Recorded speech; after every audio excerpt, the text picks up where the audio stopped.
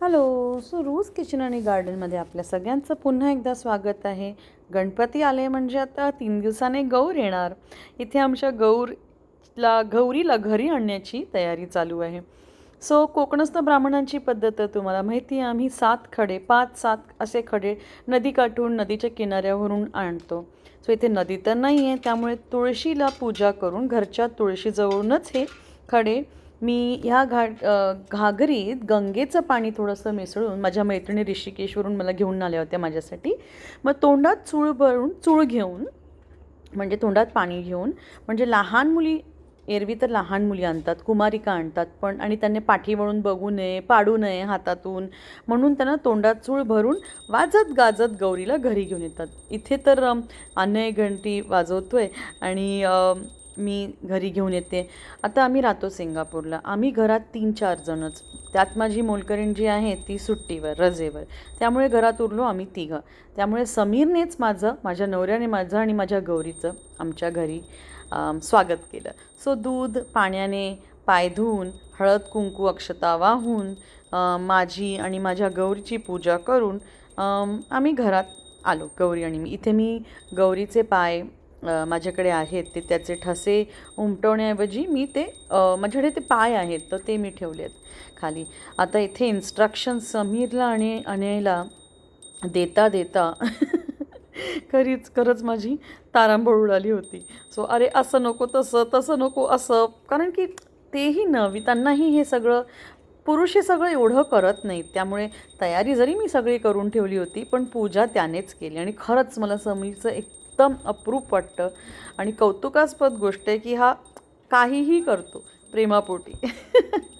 इथे आता त्याला मी सांगते, असं कर तसं कर, ओवाळ, आणि आनेला वारंवार सूचना आहे, अरे वाजत गाजत गौरी घरी येतात, मग घंटानाद कर. असं करता करता आता आम्ही घरात प्रवेश केला. आणि मग घरात पाऊल ठेवल्यावर थोडंसं मी त्या ठशांची पण पूजा केली. गौर घरी आली ना की, गौर तर 3 दिवसासाठी येते, पण पहिल्या दिवशी जेव्हा गौर घरी येते तेव्हा घरी प्रवेश केल्यानंतर ती जी गौर असते तर समोरून कोणतरी विचारतं, कोण आलं?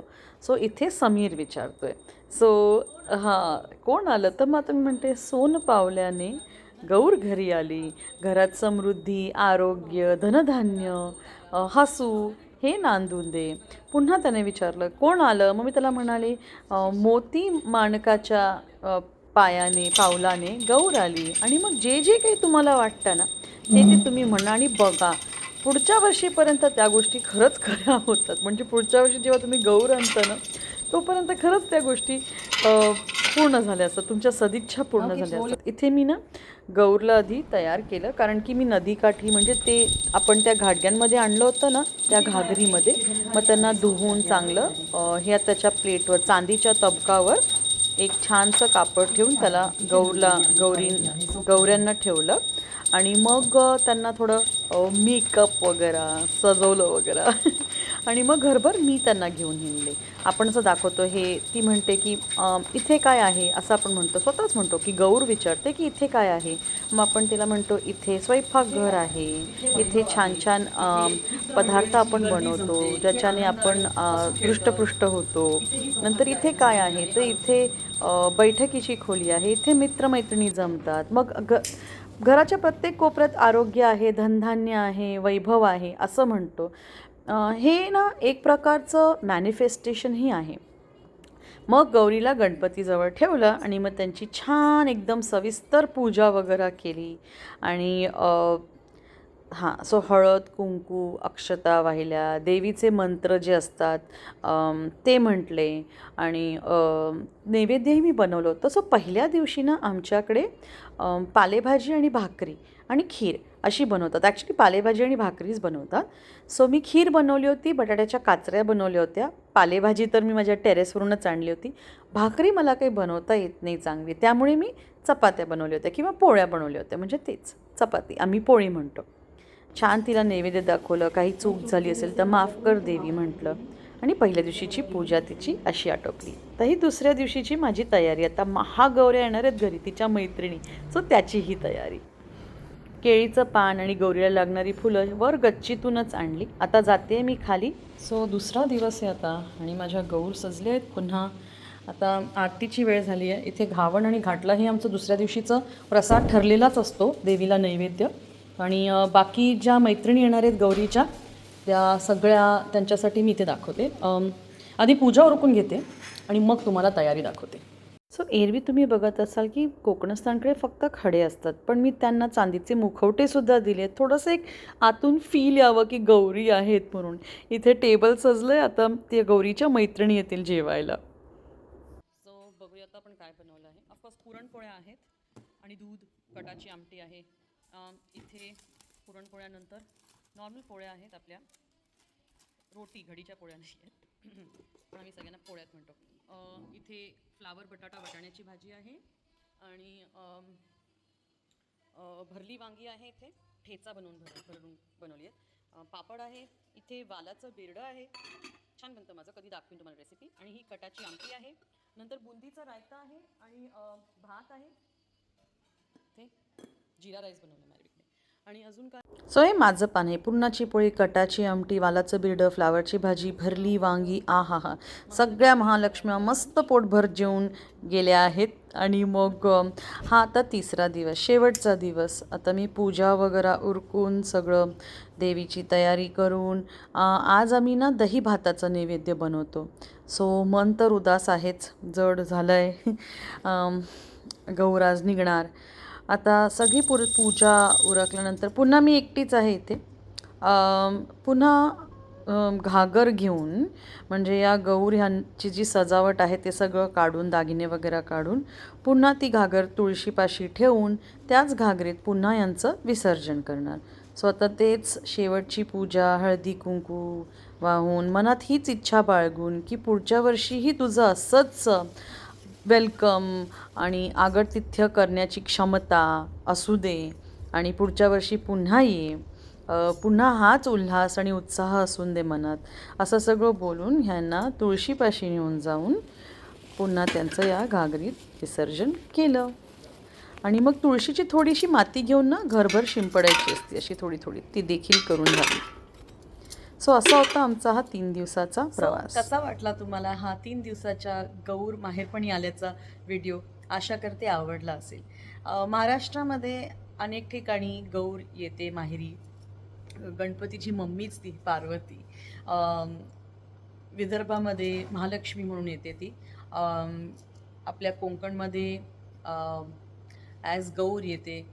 वेगवेगळ्या पद्धती आहेत गौर आणायच्या घरी, वेगवेगळ्या पद्धती आहेत मुखवट्याच्या, खड्याच्या वगैरे वगैरे, वेगवेगळ्या पद्धती आहेत खरंच. सो असं नाही आहे की ही पद्धत चुकीची, ती पद्धत चुकीची. आणि आता तर इनफॅक्ट अजून जास्त अवेअरनेस वाढली आहे, त्यामुळे भरपूर रील्स आणि भरपूर व्हिडिओ आजकाल यायला लागले आहेत. सो त्याच्यामधूनही आपल्याला कळतं की बापरे, किती वेगवेगळ्या गोष्टी आहेत, किती वेगवेगळे नियम आहेत, किती वेगवेगळ्या स्टोरीज देखील आहेत ह्या गौर आणण्याच्या पाठी. सो प्रत्येक ठिकाणी गोष्टी वेगळ्या आहेत. सो तुम्हाला माझ्या व्हिडिओमध्ये काही वेगळेपणा वाटला असेल किंवा वाटलं असेल अरे असं करत नाही तसं करतात वगैरे, तो नक्की कमेंटमध्ये सांगा. मीही शिकते. म्हणजे माझ्या माहेरी ह्या सगळ्या गोष्टी घडत नव्हत्या.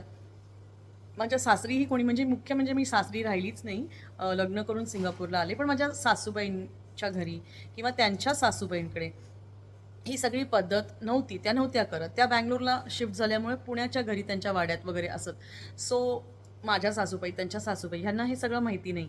सो मला जेव्हा असं मनातून एक इच्छा झाली की मला गौर आणायचे, तेव्हा मी त्यांना फोन केला आणि त्यांनी त्यांच्या मम्मीला फोन केला, कारण की सासूबाई त्यांच्या नाही आहेत, माझ्या सासूबाईंच्या सासूबाई नाही आहेत. सो तर ही ॲक्च्युली पद्धत मे बी मोडकांची आहे. माझ्या सासूबाईंच्या माहेरची पद्धत असेल कदाचित ही. आपट्यांकडची कम्प्लिटली वेगळी असेल. पण जी काही असेल, मनातून एक इच्छा झाली की हे करायचं आहे. आणि मग एक एक एक एक स्टेप पुढे घेत घेत आज मला वाटतं 4-5 वर्ष झाली असतील ही गौर मी घरी आणते आणि तिचं माहेरपण करते. आणि अशी एक गोष्ट आहे की ॲक्च्युली मी शिकत गेले. सो विथ टाईम, वेळेप्रमाणे मी शिकत गेली आहे. एक एक एक एक स्टेप नवीन नवीन त्यात ॲड करत गेले आहे. एक एक एक एक रिच्युअल, म्हणजे एक एक एक एक पद्धत त्यात मी दरवर्षी काही ना काहीतरी नवीन कळतं आणि मग मी ती ॲड करत गेली आहे. सो अनेक माझे पूर्वीचे व्हिडिओ बघून लोक म्हणतात, "हॅ, ही पद्धत कोकणस्थांची नाही, ही पद्धत चुकीची." सो चुकीचं काहीच नाही आहे. एक श्रद्धा असावी लागते मनात. तुम्हालाही मी सांगते, ज्यांना कोणाला मनात इच्छा आहे, पण एक धाकधूक वाटते, एक भीती वाटते, की मी करू, नको करू, नीट होईल, माझ्याकडून नाही होईल, तर करा. मन साफ आहे, मन निर्मळ आहे आणि आपण चांगल्या सदिच्छेने ह्या गोष्टी करायचं ठरवतोय आणि आपण कोणीच नाही आहोत. ही देवी आपल्याकडून करवते. सो नक्की करा. नक्कीच शिका आणि देवीलाही बाकी जगाशी असं तर काही घेणं-देणं आपलं नाही आहे. ज्यांना आपण आवडतो त्यांच्यासाठी ठीक, ज्यांना आपण नाही आवडत सॉरी, काहीच नाही करू शकत. पण सो मला असं वाटतं, की तुम्हाला जर हे करायचं असेल तर नक्की करा. विथ टाईम तुम्ही शिकाल. चारचौघींना विचारून करा, मनःपूर्वक करा, मनापासून करा आणि खूप असतं करण्याचं ह्याचं, तर त्याच्यामध्ये टाळाटाळ आणि आळस करू नका.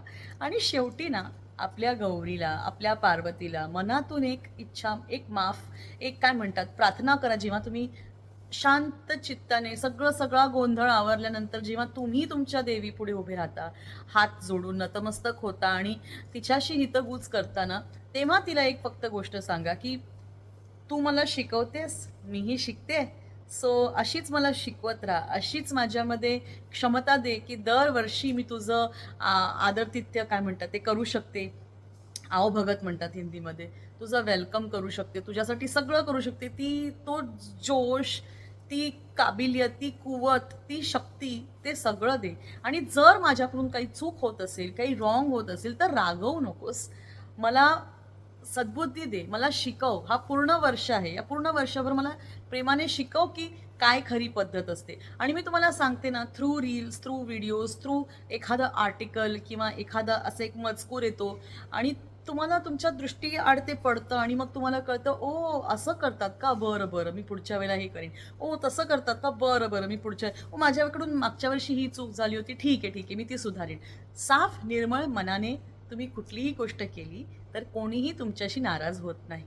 सो हा आपण एक मेसेज ठेवूया आणि पुन्हा एकदा मी आशा करते तुम्हाला माझे हे गौरीचा व्हिडिओ आवडला असेल आणि आवडला असेल तर लाईक, शेअर आणि सबस्क्राईब करायला विसरू नका. धन्यवाद.